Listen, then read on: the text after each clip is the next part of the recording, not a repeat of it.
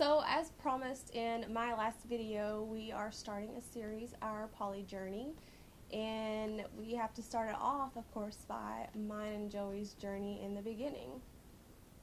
Correct. So, Joey and I met in 2000. Yeah, let me take it back a step further. So I remember one night we all used to hang out at a local Wendy's. It was on the end of the main strip in which we all kind of cruised our vehicles. And I was there hanging out with some friends, and I saw this girl, and she was like nothing I'd ever grown up around. I grew up in a very rural area that had a high school that didn't even really have a name because it wasn't in a town. It was called County Line. It sat on the county line of two different counties, and I think my graduating class was somewhere around 27. As was mine. Yeah, so when I saw this girl, she was wearing like a leopard fur coat and had like these big long nails, and she was just very different than anything I'd ever seen. And so I started asking, mutual friends, like, who is this girl? And anyways, one thing kind of led to another, and I think we ended up meeting for the first time really at Pizza Hut. Mm-hmm.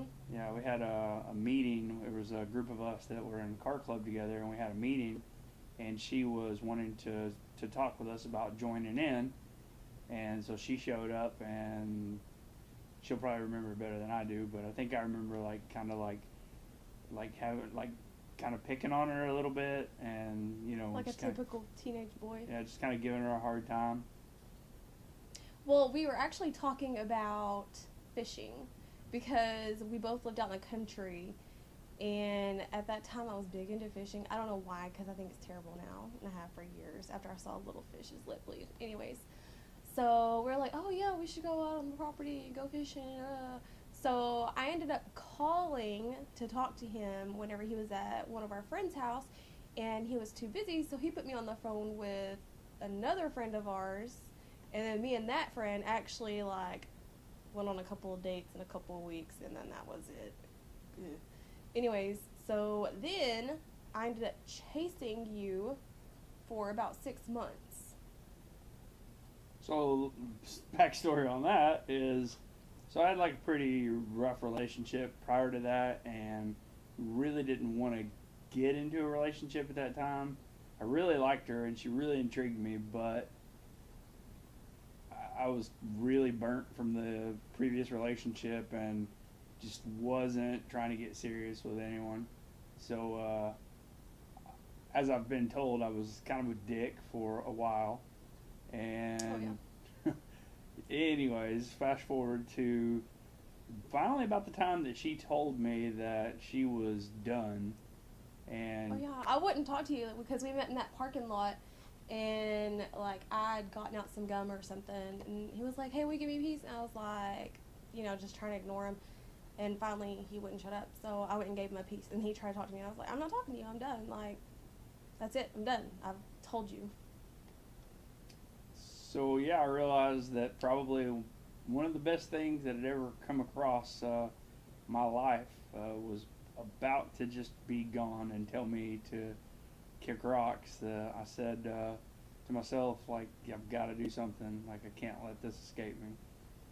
And I think then I went on the offense and, trying to start getting her, back interested and to try and prove to her that this time I was actually serious.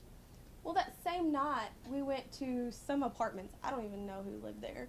Anyways, our whole group that was hanging out went over to these apartments, and we walk up, and I remember Joey went up and knocked on the door, and some girl's hand reached out and grabbed his shirt and pulled him in, and I was like, I'm out of here, that's it. I can't control girls' hands. Anyways, so I went to my car, and I had a friend with me that was out there talking to me, and then here comes Joey. So my friend wanted me to go get him something. I don't know. Anyways, so I think Joey's it was a pack of cigarettes. Maybe, but I wasn't even 19. So not 19. I wasn't 18, so I couldn't even go get them. And Joey's like, "Oh, well, I'll go." And I was like, nah, it's okay. Like, I don't want you in here talking to me. Needless to say, he got in my car and he wouldn't get out. And he just kept wanting to apologize and talk to me about why he was the way he was and he wanted to change. And I thought, you know what? I know how to get him out of my car. And I turned to him and I was like, listen, I love you and I'm in love with you. He didn't get out of my car. No, I realized a little earlier that, not earlier that night, but I'd realized a little earlier that it wasn't just like intriguement that I had for her, that actually I'd fallen pretty head over heels, and her telling me that she was done with me and didn't want to be strung along any further, kind of solidified it for me. And when I was devastated, and I don't think that I had ever felt exactly that way before. And I even made you wait a whole day before I told you if I was going to be with you or not. Yeah. Even though I knew She's pretty rotten. But, I had chased him for 6 months. He could chase me for a day. Fair enough. So that was October 28th, 2000. And I was in high school. I was a senior. I turned 18 that next month. And then December, 2 months after we were actually officially together. Yeah, I'm pretty sure that I was laying in bed with her one night. I think it was December 24th. I think it was Christmas Eve. Yeah, I think it was Christmas Eve. And I told her I wanted to marry her, and I asked her to be my wife.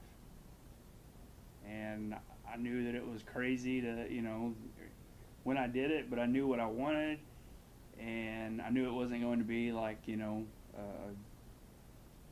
6 months down the road, but I definitely, knew that I wanted her in my life forever.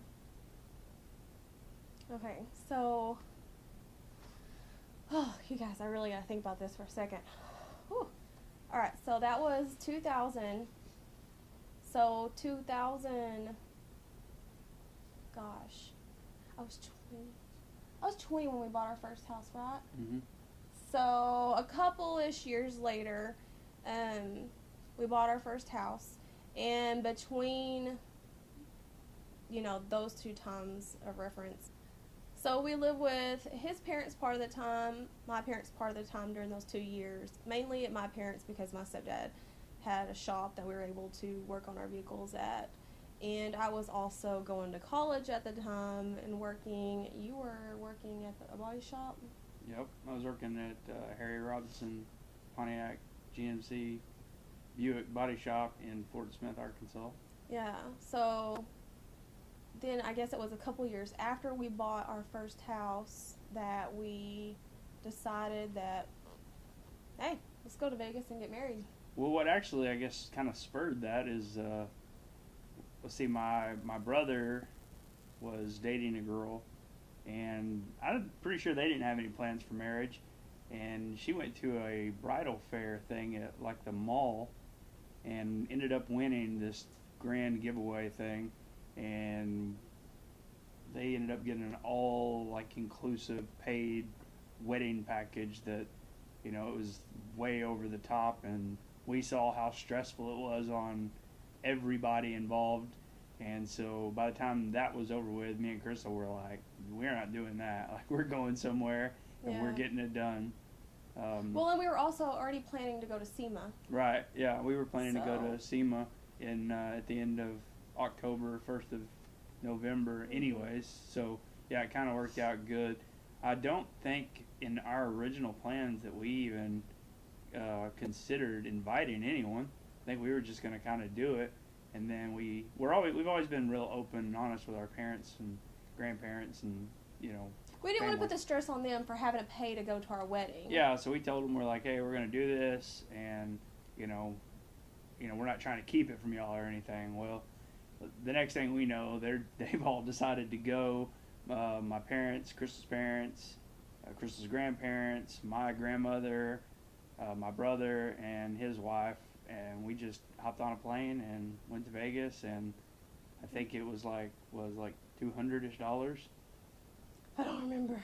It's been too It was long. like $200-ish, and there, we were set up and scheduled to get married, and then Crystal's dad showed up to the wedding, as everyone saw in the video, as Elvis, and surprised her. I don't even think you thought he was going to be in Vegas, did you? I don't remember. I know that whenever we first had planned on finding a venue and having our wedding, I said, "Oh, I want to get married by Elvis," and you're like, "No, no, no, no, no, no, no." Which in hindsight, now, like all these years later, I think like that's pretty cool. Plus, we had some really good friends do it, and it was really fun. So, but it was cool because like we showed up and there's my dad as Elvis, and I'm like, "Oh my gosh!" But what's even funnier is I remember my mom saying, "I didn't even know that was your dad." Yeah. She was like, he came out and was talking to me, and I was like, "Hey, Elvis, you getting, in a wedding, marrying some people today?" And he was like, "Sherry, it's Randy." Yeah. So fitting for his personality, as I'm sure you guys are aware, but yeah. Absolutely. So, okay, so that was in 2004. Right. Okay, so... November 4th, 2004. Yeah. Well, I was still in college. I actually didn't graduate until 2006, and that was the same time that you became a police officer, right? Because didn't you graduate? Yeah, I graduated right after you from the academy, because I started in May, and then I was in the academy when you graduated, and then my graduation was shortly after yours. Yeah, I thought that we had some sort of little party like graduation, then I had like a donut cake made or something. Yeah, seems about right. So, alright, so there's 2006. I recall whenever we talked about having kids that I definitely wanted to wait until I was in a good place to have children. I wanted to make sure I was out of college, in a good job, just set. Crystal's always been like that, though, because originally on the whole marriage thing, it was, well, I want to get out of college before I get married, and, then, the right opportunity came about, and we ended up going ahead and doing that. And well, that also had to do with, I was on my mom's insurance, and I could be on her insurance as long as I was in college, and I didn't have a full-time job, but then I was able to get a full-time job and have insurance, so it's kind of like, hey, let's just do this. Right. So, but anyways, there's never a set time that you can have children. You can plan as good as you want, but... And we learned this because we tried for several years. Well, okay, so when we first were like, hey, let's start trying. I think it was... Not long after you got out of college. It was around 2006, 2007. So I think we tried for a few months, and I got pregnant. I actually found out the week of Thanksgiving, and was so excited, told everybody. Literally, I think 2 or 3 days later, I had a miscarriage. That was a big down in our relationship. Big down. Yeah, I learned a lot about women's emotions going through things like that. And we also had our nephew that had just been born a month before I found out. Right. So that was also really hard because, there's just this new baby that's always around, and then that happened, and it was just like... in your face, constant reminder, and yeah. So anyways, what I was going to say about the emotional side of it is, like, it's hard on guys as well, but, guys going through that, like, you can never understand, like, what the woman goes through in a situation like that. Like, it's a huge, emotional, I'm sure there's some sort of chemical imbalance with hormones and everything else that, all coincide, with the pregnancy and then the loss, and then that all combines for just a really hard time. And so if anyone out there has been through that, you know what I'm talking about. If you haven't, I hope you never have to experience it. But if you do, for the fathers especially, like, bear in mind that, as hard as it is for you, it's going to be 10, if not 20 times harder for the woman. Yeah, it was terrible. Yeah, you think going through something like that would, like, bring you together and make you stronger, but kind of tore us apart there for quite a few months, honestly. And I didn't think we were going to make it out of that. But somehow, I don't know what happened, but we made it through. And I think we tried for a couple years. Yeah, it had been a couple of years because I got pregnant in 2008. So, we, like, tried, like, watching your dates and fertility, and don't do it. Don't do it. Don't do it. Have fun. Seriously. Practice. Practice makes Obviously. perfect. But just don't stress yourself out about it, because, if it's meant to be, it's going to happen. And there's so many useful resources out there. If you come to that point that you're like, okay, we're going to try for 2 years, and if it doesn't happen, then go see a doctor or whatever. Just figure it out. Like I've told Jamie, just give it a chance, through many chances over time. Don't rush it. One thing that I learned from it is, and this sounds so stupid, but literally, when you quit trying, when it stops becoming a job, like, and you start having fun, like, that's when it happens. And that's exactly how it happened for us. Like, like, we just quit. We didn't give up, but we quit, like, putting it on a schedule, like getting on eBay and ordering these Chinese pregnancy tests, and they came like this, it was the fertility ones. It was like this giant bulk bag that came in the mail of these things. It was quite crazy. No, you just don't even mess with that, y'all. Just save your money. Anyways, so 2008, find out we're having a baby. Oh my God, so excited. We didn't tell very many people though. No, we kept it close this time because of kind of what happened the last time. We didn't want to, not only get our own hopes up, but anyone else's. And, we just kind of kept it close and maybe told just a few very close people. Yeah, I waited until I was about 3-4 months before I really started telling people. And then by then I was kind of showing, so it was okay. Then we have Jameson, 2009, August 13th. Any other big moments after that? I mean, life was going great. We were a little family. We had the little boy. Moved into a new house. We moved into a new house right before Jameson was born. I remember that because we actually went on a big vacation with my parents and my brother and his wife, and we drove down Route 66 on Highway 40. Oh yeah, I was. And Crystal was 6 or 7 months pregnant. Right. Yeah, we did a road trip to Las Vegas. Right, and we drove out there and went to Las Vegas and stayed for a couple nights at. Actually, I don't think the hotel's still there, but it was the Westin then. Anyways, but yeah, while we were gone,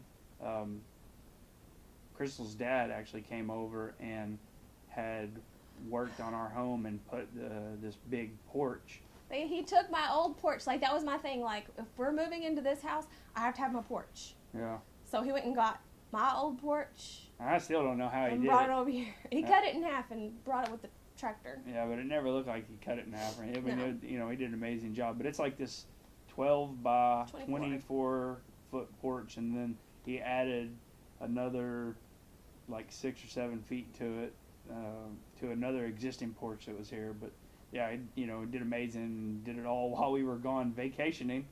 But let's see. So we moved into the new house.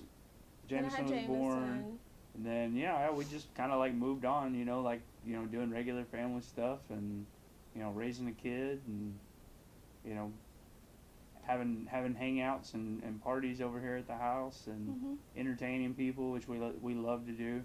We love to have like people come over and hang out and just, watch random videos and play games and all kinds of stuff.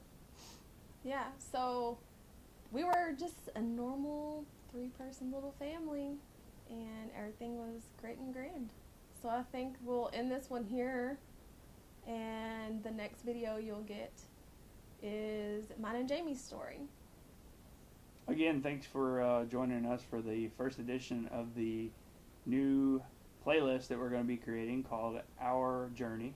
And yeah, stay tuned for more content. And if you like what you see, please subscribe, check the bell for notifications, and hell, even give us a thumbs up if you enjoyed the video.